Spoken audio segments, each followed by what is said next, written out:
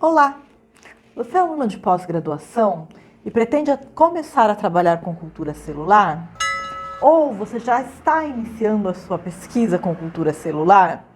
Se sim, esse vídeo é para você. Eu sou a professora Flávia e juntamente com a professora Estela, nós criamos esse canal para ajudar os alunos a trabalharem com cultura celular. Então, fique ligado que a gente vai trazer umas dicas bem legais para vocês. Neste vídeo, eu estou respondendo algumas perguntas, esclarecendo algumas angústias dos alunos quando eles começam a trabalhar com cultura celular. Então, partindo do princípio que a cultura celular é uma técnica onde a gente isola uma célula de um determinado tecido e a cultiva em laboratório, a mantendo viva, algumas dúvidas começam a surgir. Uma das primeiras dúvidas que surgem é: como que eu vou manter essa célula viva fora de um organismo, no laboratório? Então, a gente precisa de algumas condições especiais.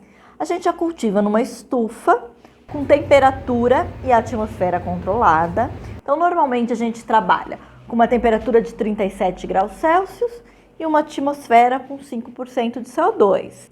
Além disso, essa célula ela vai precisar de nutrientes. Então, elas são cultivadas em um meio de cultura celular contendo sais, vitaminas, aminoácidos, que são nutrientes necessários para o desenvolvimento dessa célula. Além disso, esses meios de cultura, ele tem um pH neutro para não promover lise celular e contém antibiótico e antifúngico para evitar contaminações, tudo bem? É lógico que também toda a manipulação dessas células tem um cuidado especial, uma para não contaminar e outra para você não agredir fisicamente essa célula. Bom, e aí a segunda pergunta que me fazem é: e da onde eu vou tirar as células para fazer a minha pesquisa?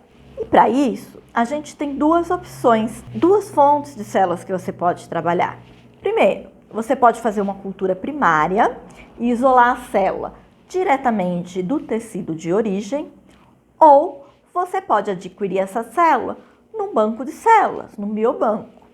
Quando a gente isola diretamente do tecido, por exemplo, a gente pode isolar num dente descido, que nada mais é do que um dente de leite, e que quando esfolia, quando cai da boquinha da criança, a gente pode levar para o laboratório e isolar essas células. Um dente adulto também pode ser uma fonte de células.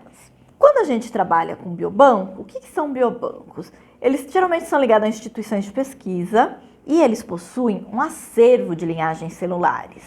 E normalmente, um dos serviços que eles prestam é a disponibilização de alguma dessas células para pesquisa, tá bom? É lógico que tem a sua regulamentação certinha de funcionamento. Ah, mas deixa eu te dar uma dica.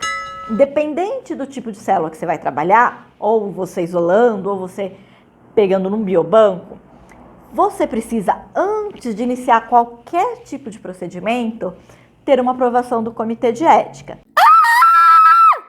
Seja o Comitê de Ética de Pesquisa em Seres Humanos, se você está usando uma célula humana, ou o Comitê de Ética de Uso de Animais, se você está trabalhando com uma célula de animal, tudo bem? Eu sei que falar em Comitê de Ética, os alunos gelam, já bloqueia, mas é muito tranquilo. O Comitê de Ética está lá para te ajudar. Então, é só você explicar direitinho que célula que você vai usar, o que você vai fazer com ela, da onde você vai remover essa célula e que risco que isso tem para o seu paciente ou para o seu animal. Tudo bem? Explicando tudo detalhadamente, colocando a documentação, é muito simples o processo. Até porque, muitas vezes, o tecido que a gente usa para isolar a célula é um tecido que seria de descarte. Então, por exemplo, o paciente fez uma lipoaspiração e aí você vai isolar células desse tecido adiposo. Então, o paciente não ia fazer nada com esse tecido, ele já tinha feito a cirurgia, ia ser descartado. E aí você aproveita para isolar as células que você precisa. Tudo bem? E, trabalhando ao longo desses anos com cultura celular, tenho observado algumas características que são muito importantes para o aluno trabalhar com cultura celular. Fica de dica para vocês.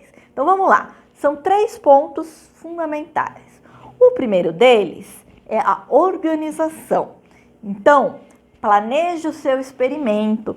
Tenha certeza que você tem todos os reagentes necessários, todos os materiais que você precisa. Tenha garantia que se você precisar ir de final de semana, você vai ter acesso na sua instituição, tá? Para que não ocorra nenhuma surpresa ao longo do seu cultivo celular, tudo bem? Então, quanto mais organizado você for, quanto mais bem planejado tiver o seu experimento, mais tranquilo será a sua execução. Lembre que a gente está trabalhando com células, que é viva. Então, não dá simplesmente para você não comparecer naquele dia, não trocar o meio, não observar o cultivo celular, porque você tinha um outro compromisso, porque não deu tempo ou por qualquer outra razão do seu dia a dia, tá? Então, é preciso essa organização prévia. O segundo ponto que eu vou destacar, que é importante para vocês, é a persistência. Então, vocês estão começando. No começo, a gente precisa treinar, tudo bem? Às vezes você faz um experimento e não dá certo, e aí tem que fazer 2, 3, 4 vezes até você conseguir realizar o experimento.